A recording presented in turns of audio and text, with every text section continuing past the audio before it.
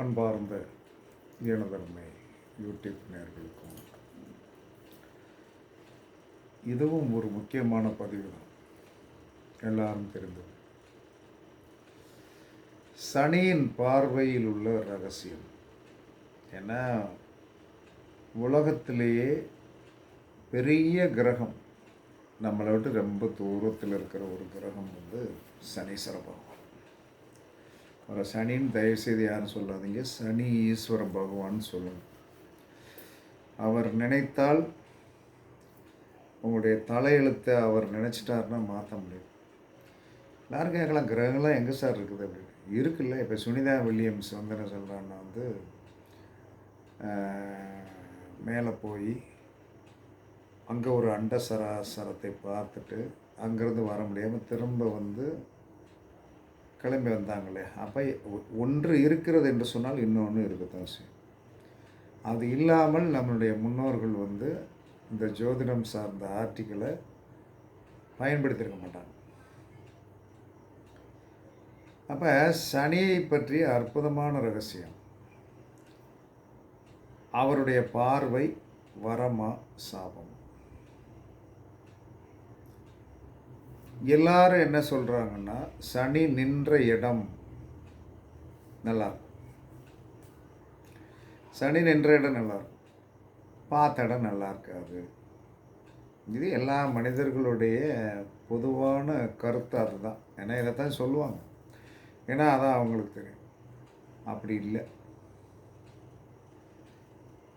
கெடுக்க வேண்டும் என்று சொன்னால் ஒரு கிரகம் தன்னுடைய கதிர்வீச்சு, அவருடைய கதிர்வீச்சு 3ஆம் இடத்திற்கு போடும். அவர் நிற்கிற இடத்துலேருந்து 3ஆம் இடத்திற்கு போடும், 7ஆம் இடத்திற்கு போடும், 10ஆம் இடத்திற்கு போடும். அப்போ அந்த கதிர்வீச்சு என்பது இந்த இடத்துலேருந்து இவ்வளோ தூரத்திற்கு அவருடைய power of energy. Power of energy என்பது கெடுக்கக்கூடியது அப்படின்னு நம்ம முன்னோர்கள் சொல்லியிருக்காங்க.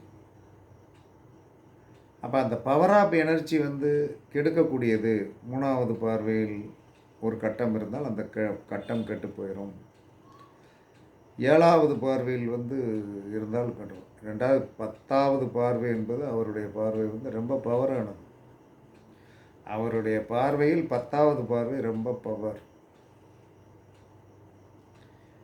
நம்ம எப்பயுமே 7வது பார்வை மற்ற கிரகங்களுக்கு உண்டு.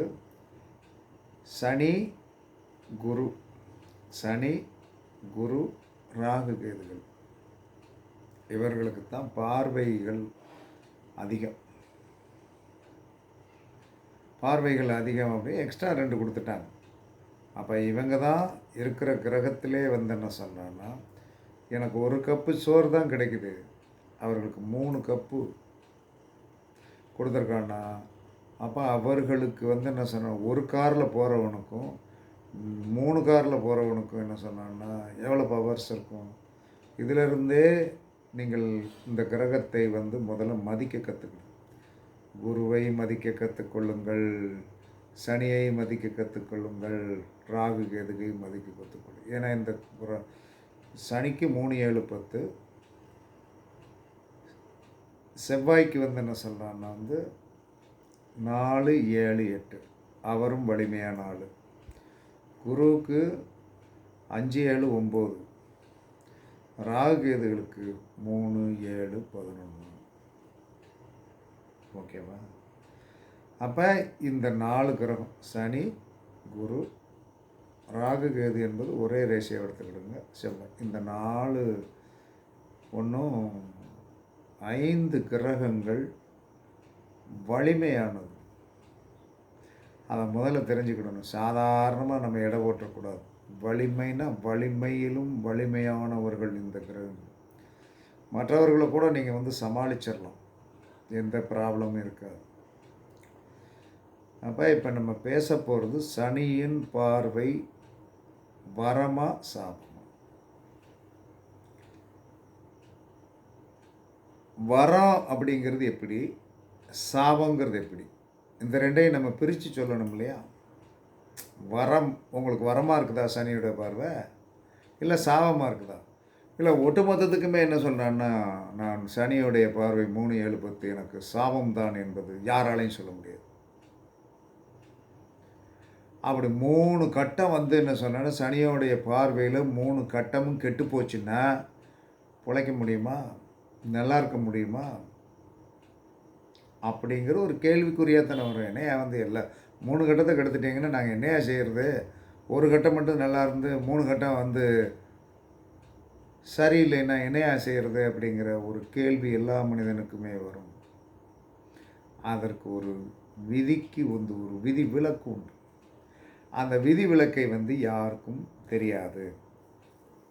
உண்மையாவே தெரியாது. தெரிஞ்சா வந்து என்ன சொல்றான்னா, எதுக்கு பயந்து நடுங்கிட்டு என்ன சொல்றான்னா வந்து, போட்டு இம்சையா தன்னைத்தானே இம்சப்படுத்துறாங்க. மற்றவர்களை வந்து யாராவது கிடைச்சுக்கிட்டோம்னா இம்சப்படுத்துவாங்க. அதை யாரை இம்சப்படுத்துவாங்க? மாதா, பிதா, குரு, தெய்வம் இந்த 4 பேர தான் இவங்களால இம்சப்படுத்த முடியும். மத்தவன்லாம் யாருமே ஏத்துக்கணும், போயா அவனுக்கு வேற வேலை இல்ல அப்படின்ட்டு போயிரும். தாய போய் வந்து கஷ்டம்னு சொன்னா அந்த அம்மா வருத்தப்படும். அப்பாட்ட போய் சொன்னா வருத்தப்படும். குருட்ட போய் சொன்னா என்ன சொல்றான்னா, ஏதாவது என்ன சொன்னான்னா, அவர் ஒரு வழிய சொல்லிட்டு, அதில கொஞ்ச நேரம் பின்தங்கி போயிருச்சுன்னா, "ஐய்யய்யோ! என்ன சாமி இப்படி லேட் ஆகுது" அப்படிம்பேன். குலதெய்வத்திட்ட போய் என்ன சொன்னா, போய் மல்லு கட்டுறது. அவர் என்ன செய்வார்? நம்ம ஜாதகத்தில் வரம் இருக்கிறதா? சாபம் இருக்கிறதா? அது நம்ம வாங்கி வந்த கர்மா. இத முதல்ல தெரிஞ்சுக்கிடணும். அப்ப அந்த வரமா, சாபமா என்பதை வந்து தெரியாமலே வந்து என்ன சொன்னேன்னா, போட்டு வந்து ஒட்டு மொத்தத்துக்கு என்ன சொன்னேன்னா, அது வரம் எந்த இடத்துல குடுத்துருக்கு? சாபம் எந்த இடத்துல குடுத்துருக்கு? அந்த 3 விஷயம் இருக்கு. 3ல குடுத்துருக்கா வரத்த, 7ல குடுத்துருக்கா, 10ல குடுத்துருக்கா. அப்ப 3ல சாபம் இருக்கா? 7ல சாபம் இருக்கா? 10ல சாபம் இருக்கா? அது நம்ம லக்னத்துக்கு எந்த இடம்? எந்த கட்டம்? இப்படியெல்லாம் நீங்க பார்க்கணும். பார்க்காம ஒட்டு மொத்தத்துக்கு வந்து என்ன சொல்றான்னா வந்து ரிசல்ட்டு தெரியாமலே, ஐய்யய்யோ!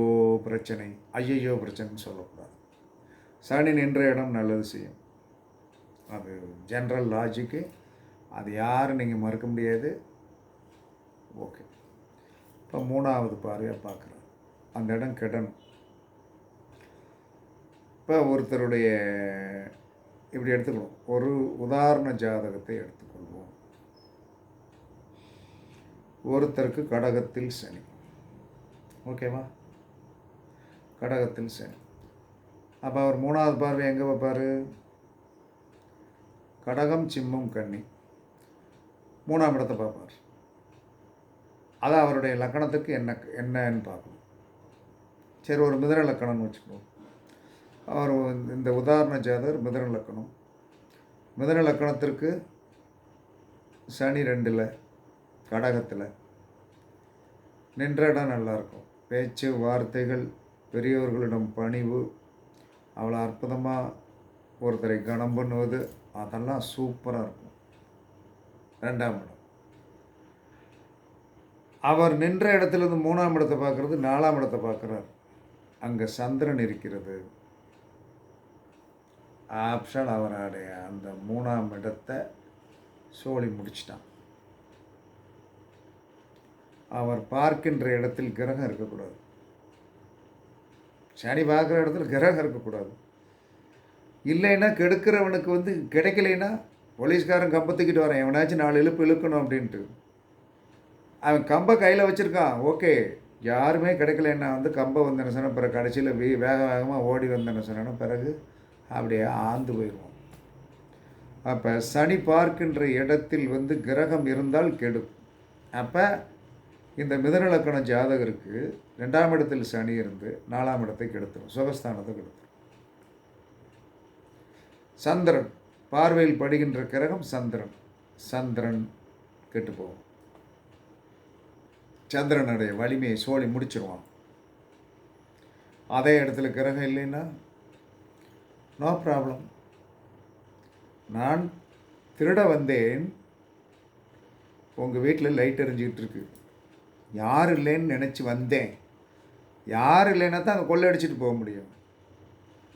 யாராவது ஒருவர் இருந்து விளக்கெறிந்து கொண்டு இருக்கிறது, உள்ளுக்குள் ஆள் இருந்தால் திருடன் என்ன செய்வான்? அடுத்த விட்டு பார்த்து போயிடுவான். இதுதான் ஜோதிடத்தில் சொல்லப்பட்டுள்ள லாஜிக்கு. அது இல்லாமல் 3ஆம் இடத்தை பார்க்குது, 7ஆம் இடத்தை பார்க்குது, 10ஆம் இடத்தை பார்க்குது. நான் என்னையா செய்வேன் அப்படின்னு நீங்கள் நினச்சிங்கன்னா சூத்திரம் இல்லை. அது பார்க்கின்ற இடத்தில் கிரகம் இருந்தால் அந்த கட்டம் கெட்டு போயிடும். நீங்கள் ஒன்றுமே பண்ண முடியாது. சரி, இதே உதாரண ஜாதகத்திற்கு 7வது பார்வையாக பார்க்குறாரு. அப்போ 7வது பார்வையாக அவர் எங்கே பார்ப்பார் அப்படின்னா, கடகத்தில் இருக்கிறவர் மகரத்தை பார்ப்பார். மகரத்துலேயும் ஒரு கிரகம் இருக்கு, அங்கே சூரியன் இருக்கார். சூரியன் யார்? லக்கணத்திற்கு 3 கூடைய தைரிய வீரிய போகஸ்தானாது. சோழியை முடிச்சிட்டான். அந்த கட்டத்தை சொல்லி முடிச்சேன்னா அங்கே பார்க்குற இடத்துல ஆள் இருக்கக்கூடாது. இருந்தால் சோழி முடிஞ்சது. அது அவருடைய லக்கணத்திற்கு 8ஆம் இடம். மகரம் என்பது 8ஆம் இடம். 7வது பார்வையை சனி அங்கே பார்க்குற காரணத்தினால அங்கே கிரகம் இருக்கிறது. 8ஆம் இடம் என்பது 10ஆம் இடத்துக்கு லாபஸ்தானம். அது நீ என்ன பண்ணினாலும் 8ஆம் இடத்தை சனி பார்த்ததுனால, 8ஆம் இடத்தை 7வது பார்வையை சனி பார்த்ததுனால உன்னுடைய தொழிலில் நீ லாபம் ஈட்ட முடியாது. ஏன்னா அங்கே ஒரு கிரகம். அந்த 7வது பார்வை அப்படியே ரெஃப்ளெக்ட் ஆகிறது. சோழி முடிஞ்சது. அதற்கடுத்து 10வது பார்வை. 10வது பார்வை சனிக்கு வலிமையானது. அந்த இடத்துல என்ன சொல்கிறான்னா மேசம், 11ஆம் இடம் மேசம். அங்கே கேது உட்காந்துருக்கான். அந்த கேதுவை பார்த்தாச்சுன்னா சமயோகித ஞானம் கொடுக்க மாட்டான், லாபத்தை கொடுக்க மாட்டான். அப்போ ஒரு உதாரண ஜாதகத்தில் மிதுன லக்கணமாகி மிதுன லக்கணத்திற்கு 4ஆம் இடத்தை பார்த்து 4ஆம் இடத்தை சனனை பார்த்துடுறாரு. அதற்கடுத்து என்ன சொல்கிறான்னா 8ஆம் இடத்தை பார்த்துடுறாரு. லக்கணத்திற்கு 8ஆம் இடத்தை பார்த்துடுறாரு. அதற்கடுத்து லக்கணத்திற்கு 11ஆம் இடத்தை பார்த்துடுறாரு. 10வது பார்வையாக பார்த்துடுறாரு. அப்போ அந்த இடத்தில் கிரகங்கள் இருந்தால் அந்த கட்டம் ஓஞ்சு போயிடும். அப்போ ஒரு மனிதனுடைய 4, 8, 11 என்பது சாதாரண இடங்கள். 4ஆம் இடம் என்பது சுகஸ்தானம். அந்த சுகஸ்தானத்தை வைத்து அவரால் ஒன்றும் பண்ண முடியவில்லை.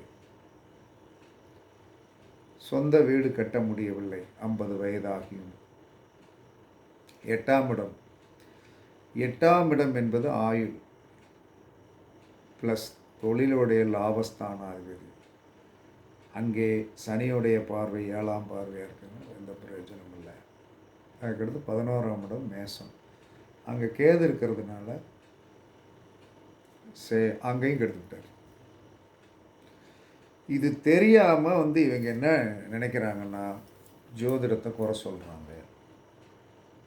உங்களுடைய ஜாதகத்தில் இந்த மாதிரி இருந்தது என்று சொன்னால் ஒரு 4ஆம் இடம் என்று சொல்லக்கூடிய சுகஸ்தானத்தையும் 8ஆம் இடம் என்று சொல்லக்கூடிய ஒரு தொழிலுக்கு லாபஸ்தானத்தையும் 11ஆம் இடம் என்று சொல்லக்கூடிய நம்முடைய லக்கணத்துக்கு லாபஸ்தானத்தையும் 3 பார்வைகளால் அந்த இடத்துல ஏதாவது ஒன்று நாள் ப்ளஸ் பாயிண்ட்டாக இருக்கணும்ல, இல்லை. இதனால் என்ன சொல்கிறேன்னா ஜோதிடம் பொய். ஜோதிடத்தை என்ன சொல்கிறான்னா விரக்தியான தன்மையில் பேசுவது. நம்மகிட்ட என்ன இருக்குது சரக்கு, பாக்கெட்டில் என்ன இருக்குது. ஒரு பெரிய ஹோட்டலுக்கு போகணும்னு ஆசைப்படுறோம். ஒரு 5000த்துக்கு 4 பேர் போனோன்னு ஒரு 5000த்துக்கு குறையாமல் பாக்கெட்டில் வச்சுருக்கணும். அங்கே ரேட்டு என்ன உள்ளே போன பிறகு இது என்ன ரேட்டு ஏட்டுன்னு கேட்டுக்கிட்டு இருக்க முடியாது. விருப்பப்பட்டதை சாப்பிடணும்னா நம்மளுடைய தரம், நம்முடைய ஜாதக கட்டம்தான் உங்களை பற்றி பேசும். உங்களை பற்றி பேசும். என்னை பொறுத்தளவில் என்ன சொல்கிறான்னா சனியோடைய பார்வையில் 2 கட்டத்தை முடிச்சிட்டார். 2 கட்டத்தை அவர் என்ன சொல்கிறாருன்னா முடிச்சிட்டார். ஒரு கட்டத்தில் கிரகம் இருந்ததுனால என்னை தப்பிக்க வச்சிட்டார். ஆனால் இந்த 2 கட்டத்தோடைய பாதிப்பை ஒரு கட்டத்தில் அப்படியே அள்ளி கொடுத்துட்டார். ஏன்னா அங்கே கிரகம் இருக்குது. அப்போ சனி நின்ற இடம் சூப்பர், அதில் குறைய சொல்ல முடியாது. அப்பேற்பட்ட பெரிய அற்புதமான பொக்கிஷமான கிரகம். நம்மளுடைய ஊழ்வினை தான் இத்தனைக்கும் காரணம் என்பதனால்தான் அந்த அறிவு வந்து என்ன சொன்னால், சனீஸ்வர பகவானுக்கு என்ன பிடிக்கும் அப்படின்னா, சனீஸ்வர பகவான் அவர் வந்து கிடைக்கின்ற தன்மை எப்படி இருக்குங்கிறத இன்னொரு 5 நிமிஷம் சொல்லிடுறோம், புரிஞ்சுக்கிடுங்க. சனீஸ்வர பகவான் அவர் சுயசாரத்தில் இருந்தால்தான், உத்திரட்டாதியோ பூசத்திலேயோ அனுசத்தில் இருந்தால்தான் அவர் சுயமாக அவருடைய ஆக்டிவேஷன் இருக்கும். வேறு கிரகங்களுடைய நட்சத்திரங்களில் இருந்து அவர் பார்த்தால் அது சார்ந்த சோதனைகளை வந்து ரொம்ப விடுவார்.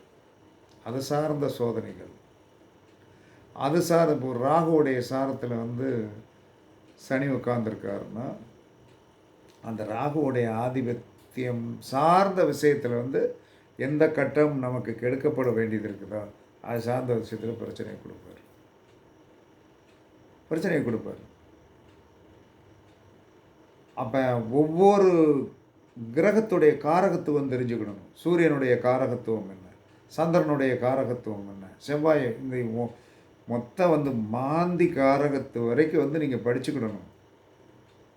அது தெரியாமல் வந்து நம்ம இஷ்டத்திற்கு வந்து இப்படியாக்கும் அப்படியாக்கும், அதை இப்படியாக்கும் அப்படியாக்கலாம். நீங்கள் வந்து ஜோதிடத்தில் வந்து உங்களுக்கு கொடுக்கப்பட்டுள்ளது எவ்வளவு லாபம் என்பது என்ன, உங்கள் ஜாதக கட்டத்தில் 12 கட்டங்களில் எத்தனை கட்டங்கள் ஃபில்லப் பண்ணாயிருக்கு, அது பூரா நன்மை.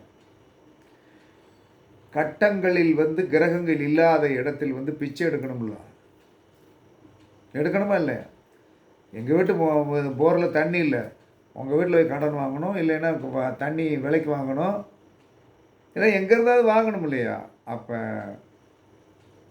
ஒரு ஜாதக கட்டத்தில் எத்தனை எம்டி கட்டங்கள் இருக்கிறது என்று பாருங்கள்.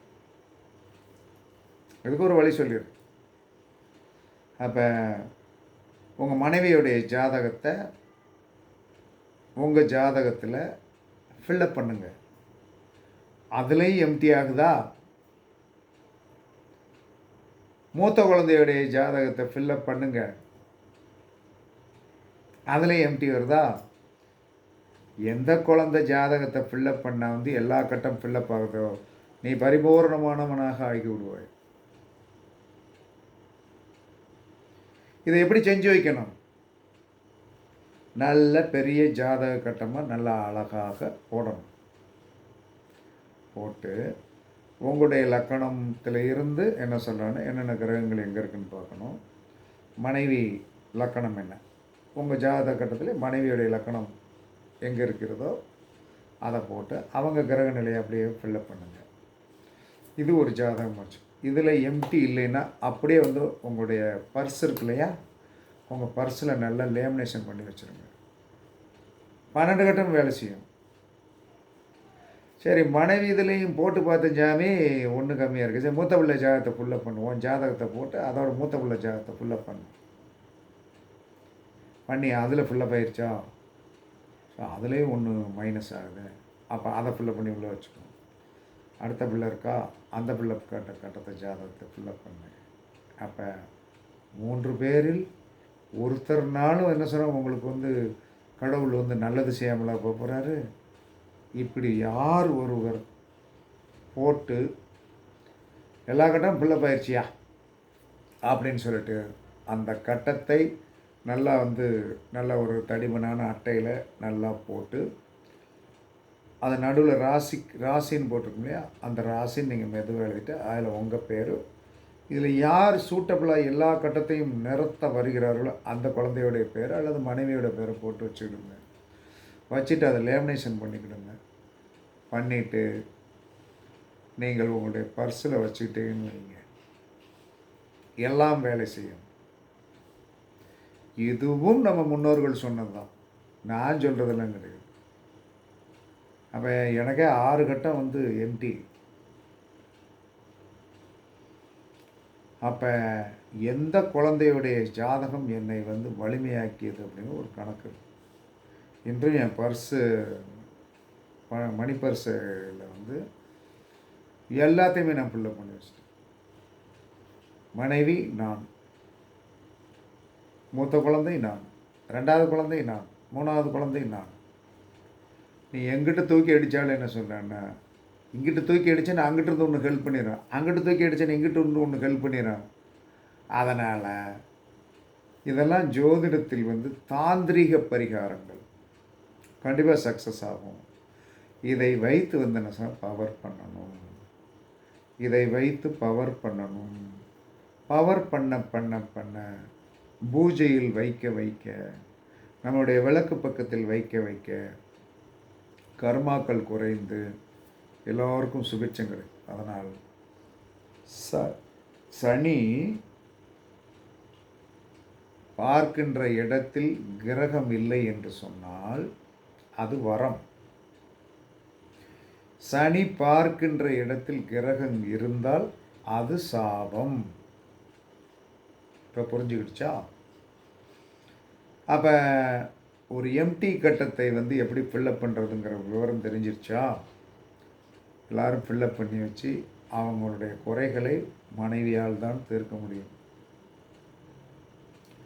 பிளட் ரிலேஷன், மனைவிக்கும் நம்ம பிளட்டுக்கும் ரிலேஷன் வந்துடும். கல்யாணம் முடித்த ஒன்று மூத்த குழந்தைக்கு நமக்கு வந்து பயங்கரமான சம்பந்தம் உண்டு. 2வது குழந்தை, 3வது குழந்தை. 3வது குழந்தைக்கெல்லாம் எவனும் போகிறதுக்கு தைரியம் கிடையாது. நாங்களாம் போனோம், ஜெயித்தோம். அப்போ இதுக்காக எங்கள் குருநாதர் ஜாதகத்தை நான் வந்து ஃபில்லப் பண்ணி வைப்பேன்னா அது உனக்கு சூட்டபிள் ஆகாது. அவர் ஒரு வழிகாட்டி. மனைவி என்பவள் கூட வருவாள், சுடுகாட்டுக்கு பேர்வாதி வரைக்கும் வருவாள். பொம்பளை குழந்தை வந்து பேர்வாதி சுடுகாட்டுக்கு வரும். ஆண் வாரிசு கடைசியில் உன்னை குழியில் போட்டு மூடிய பிறகும் உனக்கு தோண்டியை சுத்துறவன் யார்? உன்னுடைய ஆண் வாரிசு. இதை தெரியாமல் ஏன் குருநாதர் ஜாதகத்தை எல்லாம் போட்டு தொலாவி அவன் ஜாதகத்தை எதுக்கு எடுத்து இது ஒரு பைத்தியார பைய செஞ்சு அவன் நல்லா வசவு வாங்கி தேவையா? ஒரு கணக்குக்கு நம்மளுடைய ஜாதகத்தை வந்து உதாரண ஜாதகமாக சொன்னால் அதை அப்படியே கிரகிச்சு அதை வந்து நாம் மானசீகமாக வைத்திருக்கணுமே தவிர, உங்கள் வீட்டில் இவ்வளோ ரூபா இருக்குது கண்டுபிடிச்சிட்டேன் பார்த்தீங்களா அப்படின்னு எவன்கிட்ட போய் சொன்னான்னு என்ன சொன்னாங்கன்னா, நாளைக்கு நீ திருட வர மாட்டேன்னு என்ன நிச்சயம்? அப்போ கடவுளுடைய ஜாதகமாக இருந்தாலும் உனக்கு கிடைத்து விட்டால் அதில் உனக்கு ஒரு மைனஸும் இருக்கும். மைனஸும் இருக்கும். ராமருடைய ஜாதகம் புனர்பூச நட்சத்திரம், கடகராசி. அந்த புனர்பூச நட்சத்திரம் வந்து உனக்கு மாரகஸ்தானாதிபதியாக வந்து விட்டால் அந்த ஜாதகத்தை வச்சு நீ பூஜித்து பாரு, என்ன நடக்கும்? உனக்கு தான் மாரகம். அப்போ நமக்கு தெய்வங்கள் தானே சார், அவர்கள் மனிதராக பிறந்தார்கள். அதை ஞாபகத்தில் வச்சுக்கிடுங்க. மனிதர்களாக பிறந்து மனிதனோடு மனிதனாக வாழ்ந்து இந்த லோகத்தில் இருக்கிற கஷ்டம். ராவணன் பாருங்கள், மூல நட்சத்திரம். அவர் என்ன வதப்பட்டார்? கூட பிறந்த சகோதரியால் வதப்பட்டார். அந்த மூல நட்சத்திரம் வந்து ஒருத்தனுக்கு வந்து என்ன சொன்னான்னா, ராவனுடைய ஜாதகம் மூல நட்சத்திரம். அந்த ஜாதகத்தை வந்து நம்ம வந்து வச்சு பூஜித்தாலோ அதோடைய ரெஃப்ளெக்ஷன் வந்துடும். எல்லாம் தெரிந்து வைத்துக் கொள்ளலாம். அதை அடிமடிக்குள்ளே கொண்டு வந்து வைக்கக்கூடாது. அதனால தான் ஏன் கோயிலில் வீட்டில் கட்டியிருக்க வேண்டியதானே? அதுக்கு எதுக்கு பூஜை ரூம் தனியாக வச்சாங்க? அப்படியே ஹாலில் வச்சாலும் ஏன் வந்து அதுக்கு ஒரு மூடி போட்டாங்க? ஏன் திரை போட்டாங்க? எல்லாமே அளவீடுகள் தான். அப்போ நம்ம இஷ்டத்திற்கு ஒவ்வொன்றையும் செயல்படுத்துவதற்கு சாஸ்திரத்தில் வழி இல்லை. அதனால் நம்ம உதாரண ஜாதகம் பேசுவோம், ஏன்னா நமக்கு கொஞ்சம் ஈஸியாக இருக்கும், உங்களுக்கு புரியும்னு பேசுனதுனால. அதனால் என்ன சொல்கிறேன்னா, என் மண்டையில் எத்தனை மயிர் இருக்குன்னு எண்ணுவதற்கு உங்களுக்கு விதி கிடையாது. சில ஜாதகங்களில் வந்து சில ரகசியங்கள் இருக்கும். அதை யாரும் நாங்கள் வெளியே சொல்ல மாட்டோம். என்ன காரணம்னா, உங்களுக்கு பாதகம் வந்துடக்கூடாது அப்படிங்கிறதுனால. அதை நீங்கள் புரிஞ்சுக்கணும். அப்போ எப்பயுமே மனிதன் தான், தன் மனைவி, தன் குழந்தை, தன்னுடைய உறவு என்று தான் இருக்கணும். பிறரை வைத்து வந்து பிறரை வழிகாட்டியாக வைத்துக் கொள்ளலாம். பிறரை வீட்டில் கொண்டாந்து படுக்க வைக்க முடியாது. ஒரு உதாரணத்தை சொல்லி முடிச்சிடும். கழுகுமலையில் ஒரு நபர் ஒரு பெரிய பில்டிங் எல்லாம் கட்டி 10 கடையை கட்டி நல்லா வசதியாக வந்து ஒரு மினிஸ்டரை கூட்டு கொண்டாந்து போஸ்ட் அடித்து திறப்புலாம் நடத்தினார். அப்போ அவர் வந்து என்ன சொல்கிறாருன்னா, அவருக்கு ஒரு உறவு அப்படிங்கிறதெல்லாம் கிடையாது. துணிமணிகளை நிறையா மேலே போட்டுட்டு ஒரு சித்தர் கணக்காக அப்படியே பைத்தியம் கணக்காக அப்படியே சுற்றிட்டு இருப்பார். அவர் சித்தரா என்பது எனக்கு தெரியாது. ஆனால் அவர் தான் வந்து அவருக்கு ஒரு ரூம் எல்லாம் பிடிச்சு நீட் பண்ணி எல்லாம் வச்சுருந்தார். அவர் போகிற வரவில் வஞ்சிட்டு தான் இருப்பார், வைவர். அதுக்கு என்ன சொன்னான்னா, ஒரு 10 பேர் தலைவர், செயலாளர், அறங்காவலர் எல்லாம் போட்டு வச்சுருந்தாங்க. அப்போ அந்த அந்த சித்தர் என்று சொல்லக்கூடிய பரடத்தலையோடு இருப்பார். நான் அந்த வழி தான் வாக்கிங் போவேன். வாக்கிங் போகும்போது ஒரு நாள் வந்து என்னை பார்த்து வஞ்சார். நான் ஏற்கனவே 1ஆம் நம்பர் லூஸு. வஞ்ச உடனே இவர் சித்தர் அப்படின்னு சொல்கிறாரு. வஞ்ச உடனே என்ன சொன்னான்னு நின்றுட்டேன். நின்று விட்டேன்னா அசிங்கமாக வைறாரு. வைரியாக்கம் வை அப்படின்ட்டு நிற்கேன். பெரிய கல்லை தூக்குனார். போட்ட உடனே தூக்கிட்டு என்ன சொல்கிறான்னா, போட்டுரு அப்படின்னா. போடுறாவா போட்டு எல்லாம் நீ போடு. நீ உண்மையான சித்தர் இல்லை அல்லது என்ன சொன்ன, நீ என்ன எனக்கு தெரியாது, கல்லை தூக்கிட்டு இல்லை போடுறா அப்படின்னோடனே அவரால் போட வர முடியல. ஏன்னா நானும் அப்படியே நிற்கேன். அங்கிட்டு சுற்றி இருக்கிறவங்களாம் என்ன, சார் போயிருங்க சார்ண்ணா. ஆகிறதா? சித்தர் என்று சொன்னால் அவன் ஆசீர்வாதம் பண்ணுவான். போகிறவனை ஒன்று வஞ்சிக்கிட்டு செஞ்சுக்கிட்டு இதெல்லாம் எவனும் செய்ய மாட்டான். அப்போ ரைட்டு அப்படின்ட்டு வந்து நான் அவர் அதோட ஆஃப் ஆகிட்டார். மறுநாள் வாக்கிங் போகும்போது கவுட்டுக்குள்ளே கூடி என்ன பார்ப்பார். அவர் தலையை குனிஞ்சிக்கிட்டு 2 கவுட்டுக்குள்ளே ஓடி பார்ப்பார். நான் போய் நீ பாரு, நீ பார்த்துட்டே இரு, உனக்கு சனியாக வருதா எனக்கு சனியாக வருதான்னு பார்த்துருவோம் அப்படின்ட்டு நான் பாட்டுக்கு வாக்கிங் போவேன். அப்புறம் அப்படி வரும்போது கள்ள தூக்கி அங்கிட்டு கூட எரிவார். அதையும் நான் சொன்னேன், நீ எரிடி, உனக்கு என் ஜாதகத்தில் இருக்கிற என்ன மைனஸுங்கிறது உனக்கு தெரியாது அப்படின்ட்டு நான் பாட்டுக்கு பேசாமல் போவேன். அப்புறம் அதுக்கு பிறகு ஆஃப் ஆகிட்டார். அதற்கு பிறகு அந்த பில்டிங் விற்கப்பட்டு விட்டது. அந்த ஓனரு விற்றுட்டான். அவனுக்கு ஒரு அழகாக கட்டி ஒரு 5 கடை கட்டி அதில் அவன் தங்கிறதுக்கு இவன் தங்கிறதுக்கெல்லாம் வச்சுருந்தேன். அவன் விற்றுட்டான். இடையில ஒரு 2 மாதத்துக்கு முன்னாடி பார்த்தா கேட்டேன், என்னப்பா அந்த கடைக்கு வேற ஆள் வாரானுங்க, உங்களுக்கு தெரியாதா ஐயா, அவர் விற்றுட்டார். இங்கே ஒரு கிழமை வந்து என்ன சொன்னார், போனேன், அவர் செத்துட்டார் சார் அப்படின்னு. என்னடா செத்தார்? உலகமெல்லாம் போய் வந்து காலையில் அவன் கிழமை எந்திக்கிறதுக்கு முன்னாடி இவன் 10 பேர் என்ன சொன்னானோ போய் அவன் நிற்பான். இவன் பொண்டாட்டியோட நிற்பான். அவன் ஓத்தாவம்மான்னு வஞ்சிட்டே இருப்பான். இந்த அவலங்களை எந்த சித்தருமே செய்ய மாட்டாங்க. எனக்கு தெரிஞ்ச சித்தர்கள் வந்து பண்பாடோடும் நல்ல பதவி சாகும் தன்னுடைய திறமையை காட்டிட்டு போயிருக்காங்க. அப்போ ஒருத்தருடைய ஜாதகத்தில் என்ன மைனஸ் இருக்கிறது, அவர்களுக்கு அந்த கர்மா, நீங்கள் அந்த ஜாதகத்தை எடுத்தீங்கனாலோ அந்த ஜாதகத்துக்கு கூட சண்டையை போட்டிங்கனாலோ அந்த கிரகம் உங்களை அமைக்கிறோம். அதனால என் ஜாதகத்தை ஒருத்தர் கோயம்புத்தூர்லேருந்து ஒரு ஆட்டோ டிரைவர் இப்படி பேச வச்சு ரொம்ப நான் பாராட்டிடுவேன்னு நினச்சார். ஏகடா தேவையில்லாமல் நான் அதுக்கு ஒன்றுமே பதில் சொல்லலை.